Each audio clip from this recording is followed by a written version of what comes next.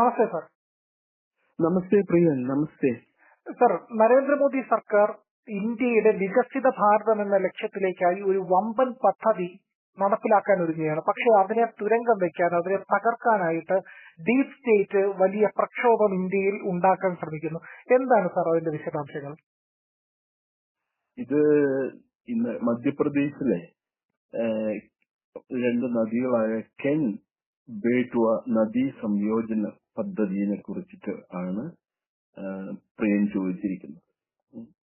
ഇന്ത്യയിലെ വൻ നദികളായ ഗംഗ, യമുന, കാവേരി, ബ്രഹ്മപുത്ര, അതുപോലെ ഗോദാവരി, കൃഷ്ണ തുടങ്ങിയ നദികൾ സംയോജിപ്പിച്ച് ഒരു നദികളുടെ നെറ്റ്വർക്ക് ഓഫ് കനാൽസ് വഴിയാണ് ഈ സംയോജനം നടത്തുക. അങ്ങനെ ഇന്ത്യയിലെ ജലക്ഷാമം, അതുപോലെ വരൾച്ച, ജലദൗർലഭ്യം ഇതെല്ലാം പരിഹരിക്കാൻ ഉദ്ദേശിച്ചുകൊണ്ടുള്ളതാണ് ഈ പദ്ധതി. അതിന്റെ പേര് ഇന്റർലിങ്കിങ് ഓഫ് റിവേഴ്സ് എന്നാണ് പറയുക. അപ്പൊ ഇത് പുതിയ പദ്ധതിയൊന്നുമല്ല. ഇത് വർഷങ്ങൾക്ക് മുമ്പ് ഈ പദ്ധതിയെ കുറിച്ചിട്ടുള്ള പ്രപ്പോസൽസ് ഉണ്ടായിരുന്നു. പക്ഷേ ഈ നാട് നന്നാവരുത്, സാമ്പത്തികമായിട്ട് വികസനം ഉണ്ടാവരുത് എന്ന് നിർബന്ധമുള്ള നെഹ്റു ഗാന്ധി കുടുംബത്തിനോ അതല്ലെങ്കിൽ ഈ നാട് ഒരു കാലത്തും നന്നാവരുതെന്ന് വിശ്വസിക്കുന്ന മാർക്സിസ്റ്റുകാരും പരിവട്ടവും ഇവിടെ നിരന്തരം ഉണ്ടായിരിക്കണം. കൂടുതൽ ആൾക്കാർ പട്ടിണിയിലേക്ക് വരണമെന്ന് ആഗ്രഹിക്കുന്ന ചർച്ച് എന്ന് പറഞ്ഞാൽ ക്രൈസ്തവ ദേവാലയങ്ങൾ, കത്തോലിക്ക സഭ, അതുപോലെയുള്ള മറ്റ് ഉപദേശികളുടെ സഭ, മതപരിവർത്തന സഭ, അർബൻ നെക്സലൈറ്റ്സ്, ഇവരെല്ലാം ഈ പദ്ധതിക്ക് എതിരാണ്. അപ്പൊ ഇതിന്റെ ലക്ഷ്യം ഇത്രയേ ഉള്ളൂ. നമ്മളുടെ രാജ്യത്തിന്റെ ഒരു പ്രത്യേകത, ഉത്തരേന്ത്യയിൽ വെള്ളപ്പൊക്കം ഉണ്ടാവുമ്പോൾ ദക്ഷിണേന്ത്യയിൽ വരൾച്ചയാണ്. അത് ഒരേ സമയത്താണ് നടക്കുന്നത്, സൈമുൾട്ടേനിയസ് ആയിട്ടാണ് നടക്കുന്നത്. ഇത് ലോകത്തുള്ള പല രാജ്യങ്ങളിലെ വിദഗ്ധരെ അത്ഭുതപ്പെടുത്തിയിട്ടുണ്ട്. ഡൽഹിയിലും മധ്യപ്രദേശിലും അല്ലെങ്കിൽ ആസാമിലും ബംഗാളിലും വെള്ളപ്പൊക്കം നടക്കുമ്പോൾ ആന്ധ്രാപ്രദേശിലും തെലങ്കാനയിലും തമിഴ്നാട്ടിലും കേരളത്തിലും വരൾച്ച. ഇവിടെ കൃഷി ചെയ്യാൻ പറ്റില്ല, ജലസേചനത്തിനുള്ള വെള്ളമില്ല, കുടിവെള്ളമില്ല. അപ്പൊ ഇത് പരിഹരിക്കാൻ വേണ്ടിയിട്ട് നമ്മൾ നിർദ്ദേശിച്ചിരിക്കുന്ന, നമ്മുടെ വിദഗ്ധ ആയിട്ടുള്ള ആസൂത്രണ വിദഗ്ധരും എഞ്ചിനീയർമാരും ശാസ്ത്രജ്ഞന്മാരും ഒക്കെ നിർദ്ദേശിച്ച ഒരു പദ്ധതിയാണ് ഈ ഇന്റർലിങ്കിങ് ഓഫ് റിവേഴ്സ്, നദികൾ കൂട്ടി യോജിപ്പിക്കുക എന്ന് പറഞ്ഞാൽ ബ്രഹ്മപുത്ര. ഇപ്പൊ ഈ വേനൽക്കാലത്ത് ആസാമിലും ബംഗാളിലും ഒക്കെ വെള്ളപ്പൊക്കം ഉണ്ടാവും. എന്തുകൊണ്ടാണെന്നറിയാമോ? ബ്രഹ്മപുത്ര നദിയിൽ വെള്ളം പൊക്കും. അതെന്തുകൊണ്ടാ? ഹിമാലയത്തിൽ നിന്നാണല്ലോ ബ്രഹ്മപുത്ര നദി ഉത്ഭവിച്ചു വരുന്നത്. ഹിമാലയത്തിലെ ഗോമുഖ് എന്ന് പറയുന്ന മഞ്ഞ് പാളി ഉരുകും വേനൽക്കാലത്ത്. അങ്ങനെ വെള്ളം പൊങ്ങും. യെസ്, അത് പൊങ്ങിയിട്ടുണ്ടെങ്കിൽ വലിയ ദുരന്തമാണ്. ഇത് മുഴുവൻ വന്നിട്ട് ബേ ഓഫ് ബംഗാളിലേക്കാണ് ഒഴുകി പോകുന്നത്, ബ്രഹ്മപുത്രയിലെ വെള്ളം. അത് ആ വെള്ളപ്പൊക്കം വരുമ്പോ അവരെ രക്ഷിക്കാൻ വേണ്ടിയിട്ട് ഗവൺമെന്റിന് പലപ്പോഴും സൈന്യത്തെ തന്നെ നിയോഗിക്കേണ്ടി വരും. അപ്പൊ ഇങ്ങനെ ഒരു പദ്ധതി നിലവിലുണ്ടായിട്ട് എന്തുകൊണ്ട് ഇത് നടപ്പിലാക്കുന്നില്ല എന്ന് പറഞ്ഞ് നമ്മുടെ തമിഴ്നാട്ടിലെ ഒരു രാധാകൃഷ്ണൻ എന്ന് പറഞ്ഞൊരു വ്യക്തിയും, അതേപോലെ കേരളത്തിൽ നിന്നുള്ള ഒരു അഡ്വക്കേറ്റ് ഉണ്ട്, പേര് വിട്ടു, നമ്മുടെ സുനിലിന്റെ ഫ്രണ്ടാണ്, അദ്ദേഹം കേസ് കൊടുത്തു സുപ്രീം കോടതിയിൽ. ആ കേസിന്റെ വിധി വന്നത് 2002 സുപ്രീം കോടതി പറഞ്ഞു ഈ പദ്ധതി എത്രയും വേഗം നടപ്പിലാക്കണം, പ്രായോഗികമല്ലേ എന്നുള്ളത് പഠിക്കാനായിട്ട് ഒരു ടാസ്ക് ഫോഴ്സിന് നിയോഗിക്കണമെന്ന് പറഞ്ഞു. അങ്ങനെ അന്നത്തെ വാജ്പേയി ഗവൺമെന്റ് ഒരു ടാസ്ക് ഫോഴ്സിന് നിയോഗിച്ചു. സുരേഷ് പ്രഭു എന്ന് പറയുന്ന മുൻ കേന്ദ്രമന്ത്രിയായിരുന്നു ആ ടാസ്ക് ഫോഴ്സിന്റെ അധ്യക്ഷൻ. അവര് ഇന്ത്യയിലെ വിവിധ ഭാഗങ്ങളിൽ വിവിധ വിദഗ്ധരുമായിട്ട് ചർച്ച നടത്തി ഇതിന്റെ ഒരു ഫീസിബിലിറ്റി സ്റ്റഡി തയ്യാറാക്കി, ഡീറ്റെയിൽഡ് പ്രൊജക്ട് റിപ്പോർട്ടും തയ്യാറാക്കി പ്രധാനമന്ത്രിയുടെ ഓഫീസിന് കൊടുത്തു. അപ്പോഴത്തേക്കും എന്ത് പറ്റിയെന്ന് വെച്ചാൽ 2004 തെരഞ്ഞെടുപ്പ് വരികയും ഈ UPA സർക്കാർ അധികാരത്തിൽ വരികയും ചെയ്തു. അപ്പൊ അവൻ സർദാർജിനെ പിടിച്ച് പ്രധാനമന്ത്രിയാക്കി. ഈ റിപ്പോർട്ട് മേടിച്ച് അലമാരിക്കകത്ത് വെച്ച് കൂട്ടിയും വെച്ചു. അത് ചെയ്യണ്ടെന്ന് അത് UPAയുടെ തലപ്പത്തും കോൺഗ്രസിന്റെ തലപ്പത്തും ഇരിക്കുന്നവർ പറഞ്ഞു. കാരണം ജനങ്ങൾ വെള്ളം മരിക്കരുതെന്ന് അവർക്ക് ആഗ്രഹമുണ്ടല്ലോ, അത് കാരണം അതങ്ങനെ ഇരുന്നു. അപ്പൊ അത് കഴിഞ്ഞ് നമ്മുടെ ദേശീയ ജല കമ്മീഷൻ, നാഷണൽ വാട്ടർ കമ്മീഷൻ വിഭാവന ചെയ്ത അനേകം ലിങ്ക് പ്രൊജക്ടുകളിൽ ഒന്നാണ് മധ്യപ്രദേശിലെ കെൻ ആൻഡ് ബേട്വ നദികളെ യോജിപ്പിക്കുക. ഇത് നദികളുടെ പ്രത്യേകത, ഇത് രണ്ടും മധ്യപ്രദേശിൽ നിന്നാണ് ഉത്ഭവിക്കുന്നത്. അപ്പൊ ഇത് രണ്ടും അവസാനം ഉത്തർപ്രദേശിൽ ചെന്നിട്ട് മെർജ് ചെയ്യും, ലയിക്കുകയും അത് യമുന നദിയുടെ പോഷക നദിയായി പ്രവർത്തിക്കുകയും ചെയ്യും. ഓക്കെ, അങ്ങനെ ഈ നദികളിൽ നിന്നുള്ള വെള്ളം കെൻ ബേട്വ ലൈനില് നദികൾ കൂട്ടി യോജിപ്പിക്കുകയാണെങ്കിൽ ജലം അധികമുള്ള കെൻ നദീതടത്തിലെ വെള്ളം ജലം ദൗർലഭ്യമുള്ള ബേട്വ നദീതടത്തിലേക്ക് തിരിച്ചു വിട്ടു കഴിഞ്ഞാൽ അങ്ങനെ ഒരു കനാല് വന്നാൽ 200 കിലോമീറ്ററിലധികം ദൈർഘ്യം ഉണ്ടാവും ആ കനാലിന്. അതിലൊരു അണ നിർമ്മിക്കാം. ആ അണയിലെങ്ങാണ്ട് 200 മെഗാവാട്ടോളമുള്ള വൈദ്യുതി ഉത്പാദിപ്പിക്കാം, മിനി ജലവൈദ്യുത പദ്ധതി ഉത്പാദിപ്പിക്കാം. ഇതുമായി ബന്ധപ്പെട്ട ജലസേചന ഇൻഫ്രാസ്ട്രക്ചർ പദ്ധതികൾ നിർമ്മിക്കാം. 10 ലക്ഷം ഹെക്ടർ കൃഷിഭൂമിക്ക് വേണ്ടുന്ന ജലസേചനം ഈ കെൻ ബേട്വ ലിങ്ക് വഴി സാധിച്ചു. ഓക്കെ, 62 ലക്ഷം ജനങ്ങൾക്ക് കുടിവെള്ളം കൊടുക്കാൻ പറ്റും. അതുപോലെ മധ്യപ്രദേശിലെ വരൾച്ച പ്രദേശങ്ങളിലെ ജലദൗർലഭ്യം എന്നത്തേക്കുമായിട്ട് പരിഹരിക്കാൻ സാധിക്കും. ഇത് ഉത്തർപ്രദേശിലെ ഡ്രോട്ട് പ്രോൺ ജില്ലകൾ, വരൾച്ച ഉണ്ടാകുന്ന സ്ഥലങ്ങളിൽ ഇത് ഇല്ലാതാക്കാൻ പറ്റും, വരൾച്ച ഇല്ലാതാക്കാൻ സാധിക്കും. ഇതാണ് ഉദ്ദേശിച്ചിരിക്കുന്നത്. അപ്പോ അതിനെതിരായിട്ട് ഒരു ജയ് കിസാൻ സംഘടന എന്ന് പറയുന്ന ഒരു പ്രസ്ഥാനം സമരമായിട്ട് വന്നേക്കുക. ഇന്നലെയൊക്കെ അവര് അവിടെയുള്ള ആദിവാസി വനിതകളെ, അവരെയാണല്ലോ ഏറ്റവും എളുപ്പം പറ്റിക്കാനായിട്ട് പറഞ്ഞു പറ്റിക്കാനായിട്ട്, അവരെ കൊണ്ട് പ്രതീകാത്മകമായിട്ട് അവര് ചിത ഒരുക്കി ആ ചിതയില് കൊച്ചുങ്ങളെ പിടിച്ചുകൊണ്ട് കടന്നു. ഒരു സിംബോളിക് ആയിട്ടുള്ള ഇത് ഒരു കാരണവശാലും ഞങ്ങള് ഈ കെൻ ബേട്വ ലിങ്കിന് അനുവദിക്കില്ല എന്നും പറഞ്ഞു. അവിടെ മധ്യപ്രദേശ് സർക്കാർ ഭാരതീയ നാഗരിക് സുരക്ഷാ സംഹിതയിലെ 163-ാം വകുപ്പ് പ്രകാരം നിരോധനാജ്ഞ പുറപ്പെടുവിച്ചിരിക്കുകയാണ്. പ്രത്യേകിച്ച് പന്ന, ഛത്തർപൂർ എന്നീ ജില്ലകളിൽ ഇവിടെയാണ് പ്രതിഷേധം നടക്കുന്നത്. ഇത് അന്താരാഷ്ട്ര സഹായത്തോടുകൂടി നടത്തുന്ന ഒരു പ്രതിഷേധ അട്ടിമറി പ്രവർത്തനമാണ്. യാതൊരു സംശയമില്ല. കാരണം ഈ പദ്ധതിക്കെതിരായിട്ട് നിൽക്കണത് മുഴുവൻ ഞാൻ നേരത്തെ പറഞ്ഞ ഈ ബിഷപ്പുമാരും കാത്തലിക് ബിഷപ്പ് കോൺഫറൻസ് ഓഫ് ഇന്ത്യയും പിന്നെ മേധാ പട്കറിനെ പോലുള്ള പരിസ്ഥിതി തീവ്രവാദികളുമാണ്. അവര് പറയുന്നത് വനം നശീകരണം നടക്കും, പിന്നെ പ്രോജക്ട് ടൈഗർ ഉണ്ട് പന്നയില്, അതിന്റെ 50 ഹെക്ടർ ഭൂമി എങ്ങാണ്ടൊക്കെ നഷ്ടമാണ്. അതൊന്നുമില്ലാന്ന് നാഷണൽ ഗ്രീൻ ട്രിബ്യൂണലിന് വരെ ബോധ്യമായിട്ടുണ്ട്. ഇന്ത്യ ഗവൺമെന്റിന്റെ എല്ലാ ക്ലിയറൻസ്, എൻവറോൺമെന്റൽ ക്ലിയറൻസ് എല്ലാം കിട്ടിയിട്ടുണ്ട് പദ്ധതി നടപ്പിലാക്കാനായിട്ട്. പക്ഷെ അവര് സമ്മതിക്കില്ല. കാരണം ഈ ജലം ഇതായി കഴിഞ്ഞാല്, ഇഷ്ടംപോലെ ആയിക്കഴിഞ്ഞാല് അവിടെയൊക്കെ ഈ 2 പൂവ് അല്ലെങ്കിൽ 3 പൂവ് കൃഷി ചെയ്യാൻ പറ്റും. കൃഷി ചെയ്ത് കഴിഞ്ഞാൽ ആൾക്കാർ സമ്പൽ സമൃദ്ധരാകും. പിന്നെ മതപരിവർത്തനമൊന്നും ആൾക്കാരെ കിട്ടില്ല. കുരിശ് പിടിക്കാൻ പറഞ്ഞാൽ പോയി പണി നോക്കുക കിട്ടും. ഇവര് ഈ കുരിശ് പിടിപ്പിക്കാൻ നടക്കാണല്ലോ ജനങ്ങളെ മുഴുവൻ.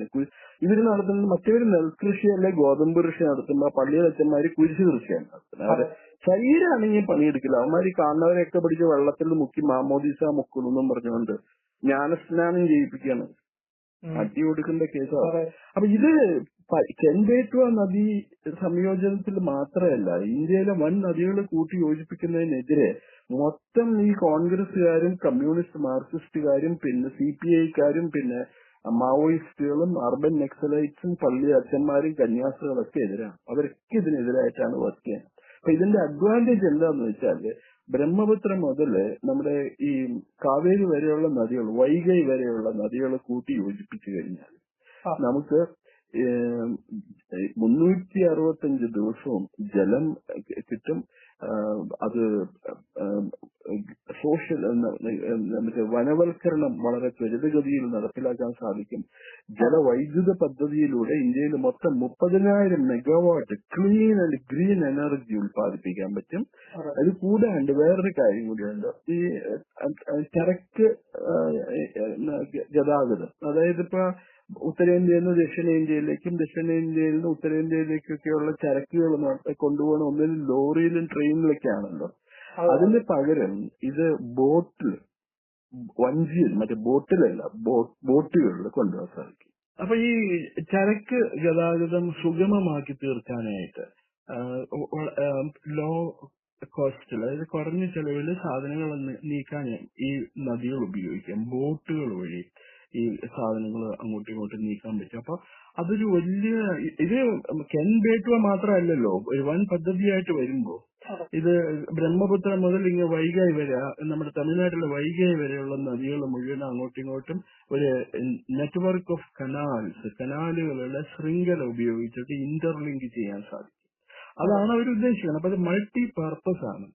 ജലവൈദ്യുതി നടപ്പിലാക്കാം, പരിസ്ഥിതി സംരക്ഷണം നടപ്പിലാക്കാം, വനവൽക്കരണം നടത്താം, പിന്നെ 3 പൂവ് വരെ കൃഷി ചെയ്യാൻ സാധിക്കുന്ന സ്ഥലത്ത്. അപ്പൊ കർഷകരുടെ വരുമാനം വർദ്ധിക്കും. മഴ കുറഞ്ഞാലും ഈ നദികളിൽ എന്നും വെള്ളം ഉണ്ടാവും. അപ്പൊ അങ്ങനെ കുടിവെള്ളം, ആർക്കും കുടിവെള്ളം കിട്ടും. നമ്മുടെ വനിതകൾക്കൊന്നും ഇങ്ങനെ മണിക്കൂറുകളോളം കുടിവെള്ളം അന്വേഷിച്ച് കുടവും തലയിൽ വെച്ചുകൊണ്ട് പോകേണ്ട ആവശ്യമില്ല.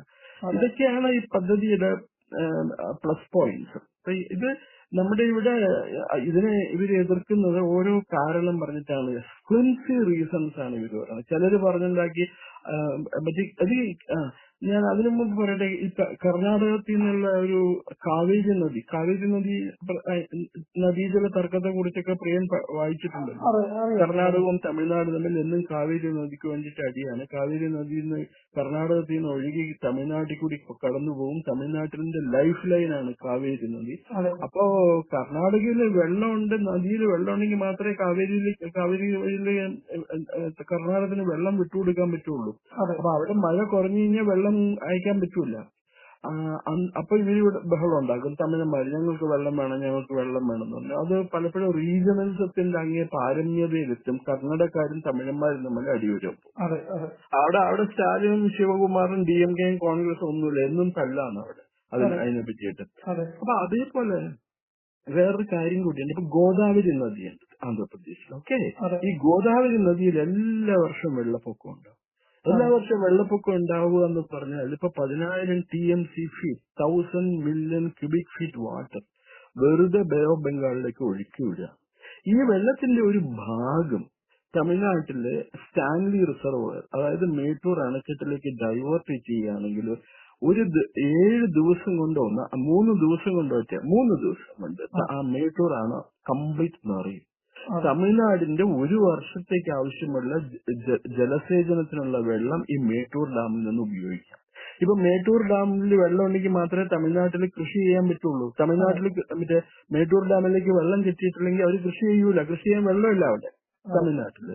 അപ്പൊ എന്നും അതുമായിട്ട് ബന്ധപ്പെട്ട കേസുകൾ, അങ്ങനെയാണ് കാവേരി റിവർ വാട്ടർ ട്രിബ്യൂണൽ ഒക്കെ രൂപീകരിച്ചത്. ഈ കേസ് വഴി നമ്മുടെ വക്കീലന്മാർ കോടികളാണ് സമ്പാദിച്ചിരിക്കുന്നത്. ചില്ലറ കാര്യമില്ല. സുപ്രീം കോടതിയിലേക്ക് ഒരു വക്കീലിന് കൊടുക്കേണ്ട ഫീസ് എന്ന് പറഞ്ഞല്ലേ 50 ലക്ഷം രൂപ 60 ലക്ഷം രൂപയ്ക്കാണ് ഓരോ വക്കീൽ ഒരു ഹിയറിംഗിന് ഹാജരാവുന്നത്. അപ്പൊ അത് രാഷ്ട്രീയക്കാർക്ക് ഇതാ ലാഭം. ഈ പദ്ധതി നടപ്പിലാക്കൂല.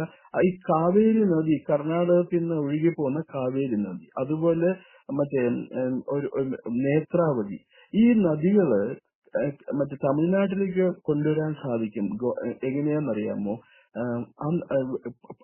മറ്റേ പടിഞ്ഞാറേക്ക് പോകുന്ന നേത്രാവതി നദിയിലെ വെള്ളം കിഴക്കോട്ട് തിരിച്ചുവിട്ടാൽ മതി ഒരു ഭാഗം. അത് തിരിച്ചുവിടണമെങ്കിൽ വളരെ എളുപ്പമാണ്. ടണൽ ബോറിംഗ് മെഷീൻ ഉണ്ട്, തുരങ്കങ്ങൾ നിർമ്മിക്കാവുന്ന മെഷീൻസ് ഉണ്ട്. ഇപ്പൊ 8-10 കിലോമീറ്റർ ദൈർഘ്യമുള്ള ടണലുകൾ നിർമ്മിക്കുകയും ആ ടണലുകളിൽ കൂടി ഈ വെള്ളം തമിഴ്നാട്ടിലേക്ക് ഡൈവേർട്ട് ചെയ്യാൻ സാധിക്കും അവർക്ക്. അത് ചെയ്യാൻ അവർക്ക് പറ്റൂല. കാരണം ഇത് കഴിഞ്ഞാൽ പിന്നെ ഈ കേസ് വഴിയും അതുവഴിയുള്ള കമ്മീഷൻ കിട്ടൂലല്ലോ തമിഴ്നാട്ടില്. അവർ ആ രീതിയിൽ ചിന്തിക്കില്ല. എത്രയോ നാളുകൾ മുതൽ പറഞ്ഞുകൊണ്ടിരിക്കുന്നതെന്നറിയാമോ?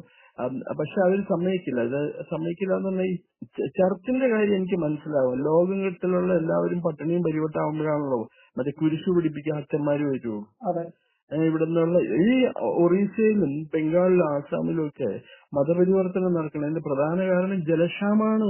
ജലം കിട്ടാത്തത് മറ്റേ ക്രിസ്തു ദേഷ്യപ്പെട്ടിട്ടാത്ര ജലം വരാത്തത്.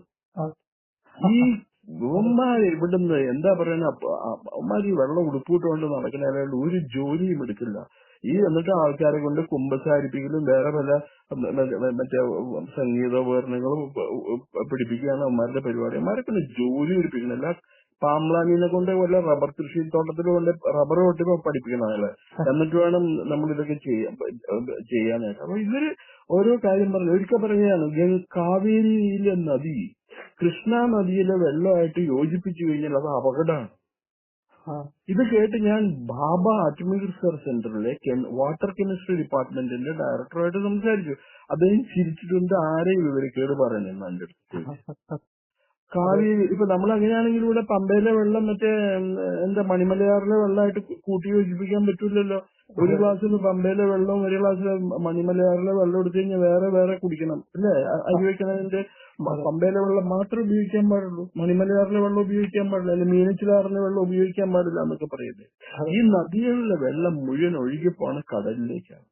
നമ്മള് കുറെയൊക്കെ പൊക്കോട്ടെ, കുഴപ്പമില്ല. പക്ഷെ എന്നിരുന്നാൽ കൂടി അതിന്റെ ഒരു പകുതി ഈ നദീ സംയോജനം വഴി ഇന്റർലിങ്ക് വഴി നടത്തുകയാണെങ്കിൽ നമുക്ക് പ്രയോജനം ഉണ്ടാവും.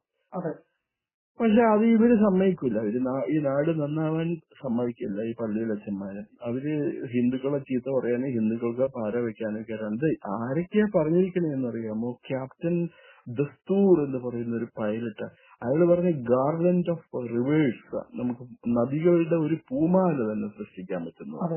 പിന്നെ കോൺഗ്രസിന്റെ തന്നെ പ്ലാനിംഗ് മന്ത്രിയായിരുന്നു, ആസൂത്രണ മന്ത്രിയായിരുന്നു ആന്ധ്രാപ്രദേശുകാർ VK റാവു. അദ്ദേഹം പറഞ്ഞു, സർ CP രാമസ്വാമി അയ്യർ, മുൻ തിരുവിതാംകൂർ ദിവാൻ, ഒരുപക്ഷെ കേരള ചരിത്രത്തിലെ ഇന്ത്യ ചരിത്രത്തിലെ ഏറ്റവും അധികം സ്വഭാവഹത്യ നേരിട്ടിട്ടുള്ള വ്യക്തിയാണ് സർ CP രാമസ്വാമി അയ്യർ. അദ്ദേഹം വലിയ വിഷണറി ആയിരുന്നു, ദീർഘദൃഷ്ടിയുള്ള മനുഷ്യൻ. അദ്ദേഹം പറഞ്ഞു നദികളൊക്കെ കൂട്ടി യോജിപ്പിക്കണമെന്ന്. വാജ്പേയിയുടെ വലിയ സ്വപ്നമായിരുന്നു, പക്ഷെ അദ്ദേഹത്തിന് സാധിച്ചില്ല. അപ്പോഴത്തേക്കും കേസും ഇതൊക്കെ വന്നു, അത് നടപ്പിലാക്കാൻ സാധിച്ചില്ല. അപ്പൊ നരേന്ദ്രമോദി ആണ് 2020 മറ്റേ ഈ കെൻ ബേട്വ നദീ പ്രൊജക്ടിന് തറക്കല്ലിട്ടത്. അപ്പൊ അത് പച്ചപിടിച്ച് വരുന്നെന്ന് കണ്ടപ്പോ ഇപ്പൊ പുതിയതായിട്ട് ഡീപ് സ്റ്റേറ്റും ഈ പള്ളിയിലച്ചന്മാരെ പ്രധാനം മാവോയിസ്റ്റ് അവരും കൂടിയാണ് ഈ നദിക്ക് ഇതിനെതിരെ സമരം നടത്താൻ. അതിനകത്ത് ഒരുത്തൻ എഴുതി വെച്ചേക്കാണ് ഒരു പത്രത്തിനകത്ത്, കേരളത്തിലെ ഇന്ത്യയിലെ ഒരു ലീഡിംഗ് പത്രത്തിൽ ഒരുത്തൻ എഴുതി വെച്ചേക്കുക, ഇങ്ങനെ നദികളൊക്കെ സംയോജിപ്പിച്ചു കഴിഞ്ഞാണ്ടല്ലോ എന്താ പറ്റണേന്ന് അറിയാം. നമ്മുടെ കഴുകന്മാരില്ലേ, ഈഗിൾസ് എന്നൊക്കെ പറയുന്ന, ഈഗിൾസിന് മുട്ടയിടാൻ മരം കിട്ടൂല, അന്ന് മരമൊക്കെ വെട്ടിപ്പോകുന്നതാണ്. ആരെയും ഇതൊക്കെ പറഞ്ഞ് പറ്റിക്കുന്നത്. അപ്പൊ അങ്ങനെയുള്ള ആൾക്കാരാണ് ഇത് അടുത്ത ദിവസങ്ങളിൽ ഇത് ഭയങ്കര ഒരു വൻ വിവാദമായിട്ട് ഉയരാൻ സാധ്യതയുണ്ട്. ഉടനെ തന്നെ മാപ്രയോടും എല്ലാവരും ചെന്നിട്ട് പാവപ്പെട്ടവന്റെ കഞ്ഞിയിലും മണ്ണിട്ടുണ്ടെന്ന് നദികൾ യോജിപ്പിക്കണം, അങ്ങനെ പാടില്ല എന്നും പറഞ്ഞുകൊണ്ട് ഇവര് ഏതെങ്കിലും ശാസ്ത്ര സാഹിത്യ പരിഷത്തിന്റെ ഊറ്റാളി സയന്റിസ്റ്റിനെ ഉണ്ടെന്ന് ഒരു പ്രസ്താവന. ഇത് പരിസ്ഥിതിവാദികളെന്നും പറഞ്ഞ് ഇവിടെ ചാനലിലേക്ക് ചർച്ചയ്ക്ക് വരുന്നവന്മാരൊക്കെ ഈ നദീ സംയോജനത്തിനെതിരാണ്. അവരുടെ ജീവിതമൊക്കെ കുശിയാണ്. അവർക്കിപ്പോ നദി സംയോജിപ്പിച്ചില്ലെങ്കിലും അവരുടെ വീട്ടിലെ വെള്ളം കിട്ടും, അവർക്ക് വലിയ ടാങ്കുകളിൽ വെള്ളം മേടിക്കാം അവർക്ക് വേണമെങ്കിൽ. അപ്പൊ അങ്ങനെയാണ് ഇതിന്റെ കാര്യം. ഇത് ഗവൺമെന്റ് മനസ്സിലാക്കി വളരെ ശക്തിയോട് മുമ്പോട്ട് പോയാൽ മാത്രമേ പദ്ധതി യാഥാർത്ഥ്യമാവുള്ളൂ.